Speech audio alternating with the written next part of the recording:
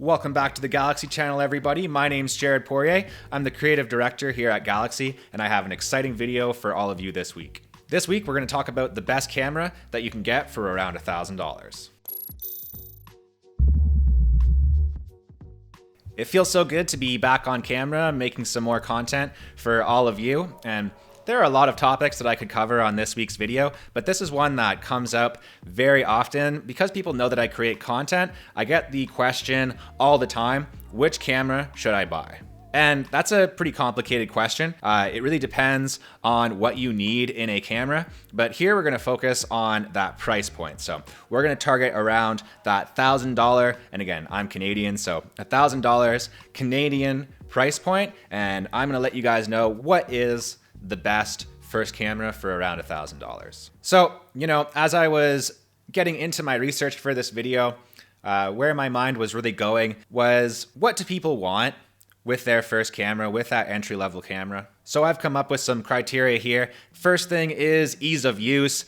People who are just getting into videography or photography or content creation, they want something that they're going to be able to pick up. They don't have to watch 1,000 YouTube videos before they know how to use it. The next one, these days, people want one device that can cover all of their bases. So if someone's investing in a camera and they're spending $1,000, they're going to want a camera that can do everything, that can do photo, video, even live streams. They also, they might not know it, but they want something that's expandable. You want a camera that's going to future-proof you a bit, something where you'll be able to change out the lenses, add an external mic, add an external flash, anything like that as you get a little bit more advanced in what you're trying to create.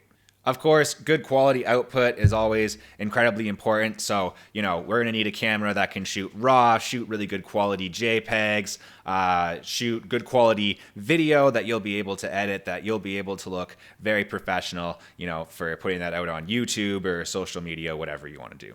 Okay, a couple more stipulations, and then we're going to get into some of the cameras that my research shows me are the best cameras that you can buy for around $1,000. I do want to mention that I'm only going to be talking about buying cameras new here. You should know that you do have the option to buy a used camera, but since I'm targeting, people who this is their first investment in a camera, and if you're someone who's new to cameras, new to shooting, you probably don't want to worry about exposure count and sensor damage and, just any of the things that can go wrong with a camera that you have to look out for when you're buying used. So we're going to make it easy, and we're going to focus on new cameras. The other thing is that I'm going to need to let you guys know about my personal bias. I shoot Canon. I'm recording this on a Canon camera right now, but I have used both Sony and Canon for shoots in the past, so I do have enough experience to judge here. All right, so let's get into the research here. From this point on, any camera that I mention is going to be a pretty excellent purchase, but we're going to, weigh some of the costs and benefits, and at the end, I'm actually going to have an answer for you as to what is the best camera to invest in if you want to spend $1,000 Canadian. So the more that I dug into the research here, the more that I read up on all of the available products from all of the various camera manufacturers out there, there were two cameras that kept rising to the surface at that $1,000 level. And those are respectively the Sony a6100 and the Canon M50 Mark II. So most of this video, I'll be breaking down the costs and benefits of those two camera systems. But before I do that, I do want to talk about some honorable mentions. So other cameras that you could get for close to this price point, you'd have to actually invest a little bit more for these, but I do want to mention the Nikon Z50. Nikon's been investing a lot, pushing very hard to get out a line of mirrorless cameras that are pretty impressive. If you like Fujifilm, there is, of course, the X-T3. And I have to mention the crop sensor kings, Lumix here, with the GH5. It's a pretty good camera. But ultimately, why didn't these cameras make it to the next round of selection here? They're either too expensive, too clunky, or there are concerns with the health of the company. You have to realize that when you're buying a camera, you're not just buying a camera, you're buying into a system and you're also buying into a company. And if the health of that company just isn't that good, they're just not that financially stable, there's a chance that they're going to cancel that whole camera line or maybe even stop existing as a company. And then, you're going to be stuck with a camera body that you can't service, that you can't get support for, that there's not firmware updates and things like that. So you're going to want to make sure that you do your research when you're buying a camera. And that's why, to be frank, some of these just didn't make it into the next round. All right, so with that out of the way, we can finally focus on the Sony a6100 and the Canon M50 Mark II.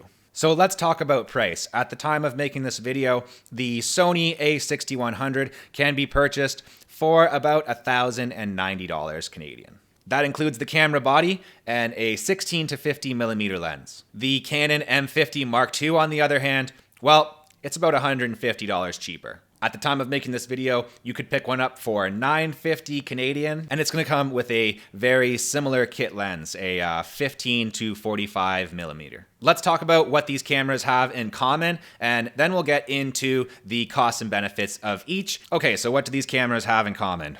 It's a long list. They can both shoot 4K video. They both shoot raw photos. They both have 24 megapixel APS-C crop sensors, meaning that the physical sensor inside the camera is not the same size as a full frame camera. It's a little bit cropped. That's why the camera is a bit cheaper. Sensors are expensive. Both have fast processors built in. Both can record extra frames in video mode at 1080. They're both capable of 120 frames per second. Both have clean HDMI for live streams, meaning that there won't be a bunch of camera setting information on your output for live streams, which wasn't the case on the M50 Mark I. And both have Wi-Fi and wireless transfer. So as you can see, in a lot of ways, these cameras are comparable. But getting into places where they are not comparable, let's start with Sony here. They're going to take some victories from Canon. So with the a6100 here, there's a reason why it's a little bit more expensive. It has a better sensor. The sensor is 10% bigger, which I guess means it's about 10% more powerful, and you're going to get less cropping. The Sony actually has a higher max ISO as well, 32,000 as opposed to Canon's 25,600 ISO. The Sony performs better in low light, might have to do with that bigger sensor and maybe a slightly higher quality sensor. And, I said that both of these systems can shoot in 4K. That is true. Sony's 4K is a little bit better. It's uncropped, and you can shoot 4K at 30 frames per second, where Canon can only do the 24 frames per second.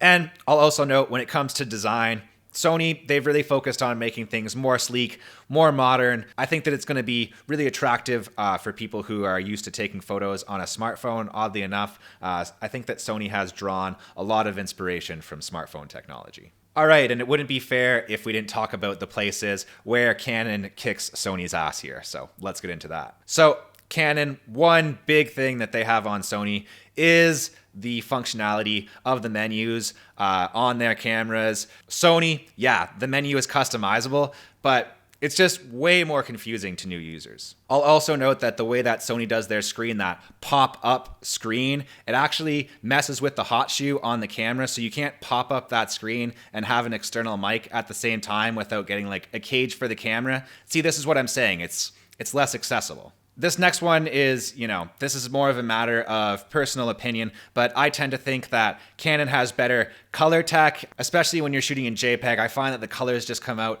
a lot better, especially with skin tones, but as I said, that's just a matter of taste. One thing that Canon did include with this camera, which Sony decided not to do, in-body stabilization. This is going to help you a lot, especially if you are doing vlogging, making videos on the go. With the Sony, you don't have that stabilization. You might need to put that camera onto a gimbal or something like that. So that's more gear that you have to buy, more money that you have to spend. Whether or not this really makes a big difference to you, I'm not sure, but the viewfinder on the M50 Mark II is a little bit higher resolution. And, as we noted earlier, it's $150 cheaper, and that's $150 that, if you did want to spend, you could invest into lighting or audio equipment, something that's going to make a big difference in the quality of your videos or photos. Okay, thank you so much for sticking through this video so far. We are getting so close to being able to decide a winner here, but before we do that, I want to talk about the downsides that both of these cameras have in common. So, these being more entry-level cameras, They aren't weather sealed, they aren't dust sealed the way that more expensive $2,000 and $3,000 mirrorless cameras are, or DSLRs. DSLRs are legendary for their durability, and you're just not going to get that with these cheaper cameras. When it comes to batteries, I really had a hard time making a decision here. The Sony battery lasts longer, but the Sony camera doesn't come with a battery charging pack, so you have to charge your battery inside your camera. The Canon comes with a battery pack, so for me personally, I always have the approach of using 2 batteries, and then if one dies, I can easily swap one out and put it on the charger, and essentially I'm never in a situation where I am dead on batteries and I can't keep shooting. But everyone's style there is different. Maybe you just rather have one battery that you charge inside your camera and it lasts longer. I don't know. I couldn't pick a winner. And with lens selection here, that's another one where things get a little bit complicated. The Sony camera uses the E-mount, which means that any other E-mount lenses that you have, you can just throw them onto that body. The Canon is using the EF-M mount, so if you use an adapter, you'll be able to use any EF lenses on that camera, but no matter what, you won't be able to use the new Canon R-series lenses. I will note though, with both of these systems, you do have the option of using Sigma lenses, which I've used before, and they're actually pretty nice. And in terms of design here, that's another area where I had a hard time deciding on a winner. The Sony, I will admit, it's a little bit more sleek. It's a little bit better looking. Even the grip on it is a little bit better, which is weird. But ultimately, it has those problems with the screen. It's just not as functional, so bit of a toss-up for me. And I do have to note kind of a sore spot for both of these systems, both of these companies. Neither of these cameras have a headphone jack, and I just don't get this. If I could make a plea to camera companies, it doesn't cost that much. I don't know why you guys don't do it. Having a headphone jack to monitor your audio would be nice.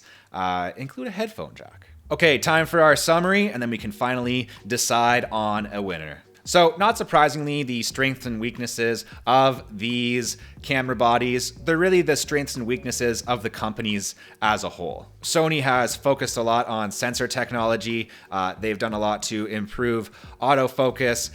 They're very concerned with being a leader when it comes to low light. In general, they just want Sony cameras to be the camera that you think of when you think of mirrorless cameras for video, for sure.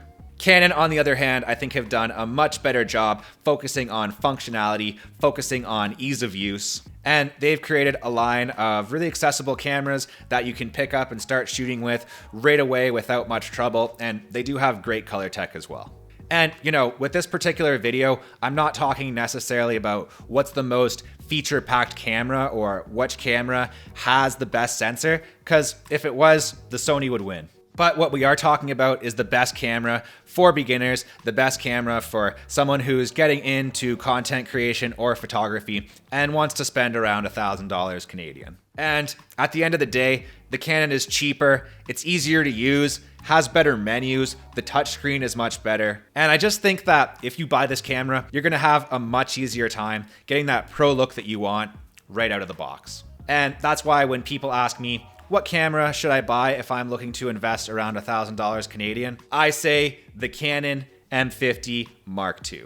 All right, so that's it for this video. If you agree with me, let me know about that down in the comments. If you're a Sony fanboy and you vehemently disagree, I'd love to hear that in the comments as well. Other than that, make sure that you subscribe to the channel, guys. I've got big plans for the channel this year. I'm going to start doing regular uploads, hopefully weekly. I've also got a course on photography that I'm working on right now that people will be able to purchase and learn all about the fundamentals of photography, but in a fun way. So I appreciate you watching this video. I appreciate all of your support, and I look forward to seeing you next time.